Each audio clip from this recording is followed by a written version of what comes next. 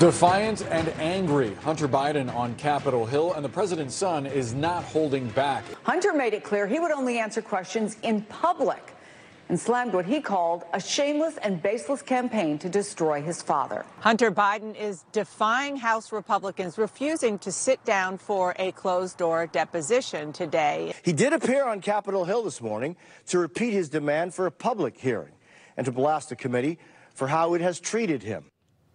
Interesting there, Doug. Very different story to, say, when Peter Navarro or Steve Bannon ignored their subpoenas.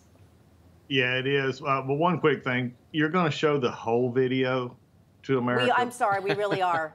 Yeah. Please, there's some people that need a Christmas. Okay? He's talking about that Nutcracker interpretation video that we showed at the top of the show. You're going to want to stick around for that. Yes, I just Doug, had to get that in there real quick for y'all. But no, look, who's really going to have a problem here is U.S. Attorney for District of Columbia, because the Bannon argument is exactly the same as the Hunter Biden argument.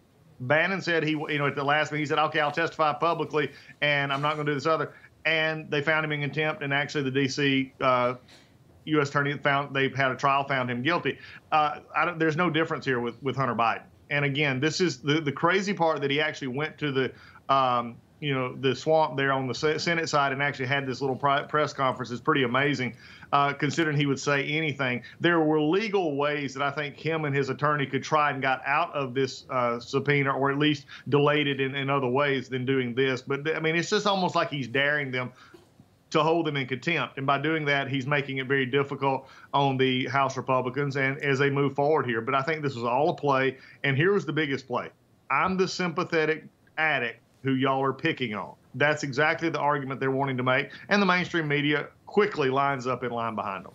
Well, John, there is one very big difference, and that's the last name. If it were Steve Biden, then it probably would have turned out the way it's going to turn out for Hunter Biden, because the Justice Department, the President's Justice Department, has to go after Hunter Biden and say, you know what, they held you in contempt, now we've got to prosecute. Rob, are you saying that Hunter is entitled?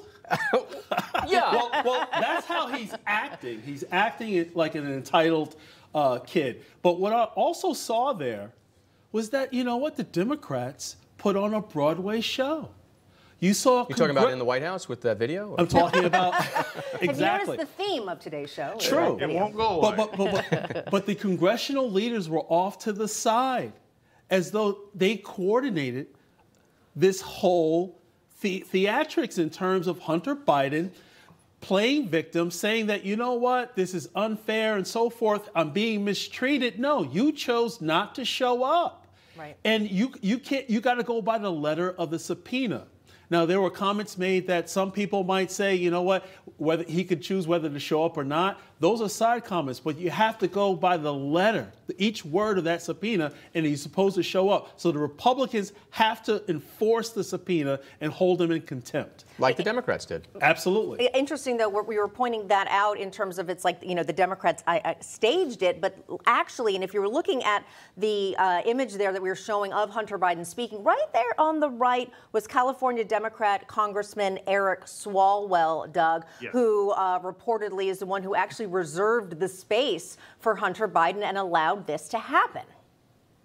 Yeah, explain to me how that's not a conflict of interest at best, an ethics violation at worst. Okay, you have a member of the committees that are setting the subpoena to have Hunter Biden come, and you have a member of that committee actually, in essence, enabling his evasion of the subpoena. I mean, this is something that, again, the mainstream media won't touch. They won't talk about it. I've talked to some reporters on the Hill. Yeah, we saw this, but nobody wants to get involved. I mean, I have talked to some members, and there's been some interesting, how did this happen? But again, that's a very, real thing. Can you imagine in any other circuit, any other court, or any other where there's an actual legitimate subpoena, and you have people who are actually, besides the attorney for Hunter Biden, actually facilitating avoidance of that subpoena? You would see other problems take place. You would see other, legal liabilities, I think, take place. But again, I'm going to go back to one thing. This is going to show the Department of Justice's bias if it happens the way I believe it's going to happen, and that is that the District of Columbia's U.S. Attorney will not touch this, and it will simply be another act of a DOJ that has simply become the Biden political arm in many of these cases.